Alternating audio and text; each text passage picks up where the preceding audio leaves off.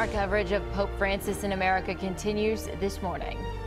Pontiff spending his first full day in the United States today and has jam-packed schedule beginning at the White House. Eyewitness News anchor Danielle North is live in Washington with more on what we can expect in the day ahead. Good morning, Danielle.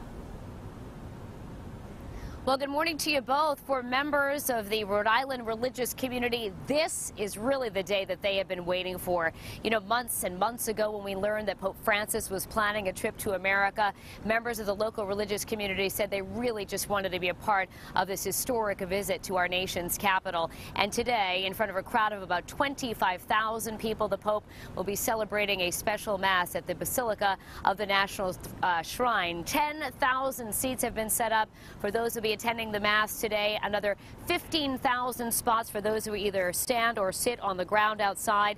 The stage truly has been set for the canonization of an 18th century Spanish missionary, largely responsible for spreading Catholicism in the American West. This is going to be the first time a pontiff will make someone a saint here on American soil, and our local group of seminarians and priests from Providence College are genuinely moved to be a part of this historic Mass today. The good thing about us is we'll be saying Mass with the Holy Father. So as a priest, it's a great honor to be con-celebrating. You know, we're offering the Holy Sacrifice of the Mass with him. So that's a great honor.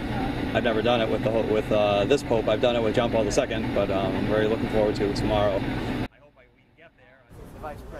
All right, so before that Mass, which begins this afternoon at 4:15 p.m., the Pope is going to be out on the south lawn of the White House starting a little after 9 a.m. He'll be accompanied by the President. The Pope is expected to speak to the crowd of about 20,000 gathered outside of the White House this morning.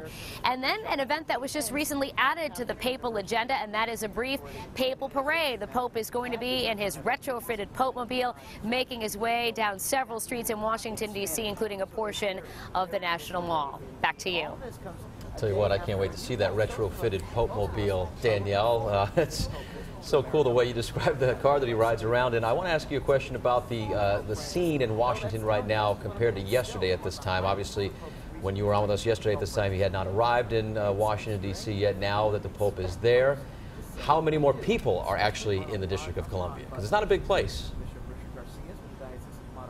It isn't, and I can tell you that if you're looking at the venues for today only, you've got about 20,000 outside of the White House, about 18,000 expected to see the papal parade, and another 25,000 at the Mass. So you do the math. That's a significant amount of people just for today alone.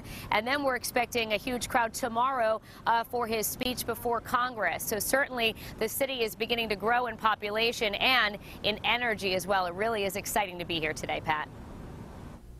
All right. Looking good there, Danielle, standing in front of the Capitol building, right? That's very great comfortable shots. out there in Washington, D.C.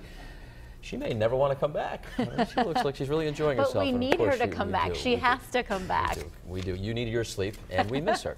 You can count on Eyewitness News for the most comprehensive local coverage of the Pope's visit. Continuing through Sunday, you can get extended coverage on WPRI.com, including all the latest headlines, photo gallery, and Pope Francis' complete itinerary for his trip.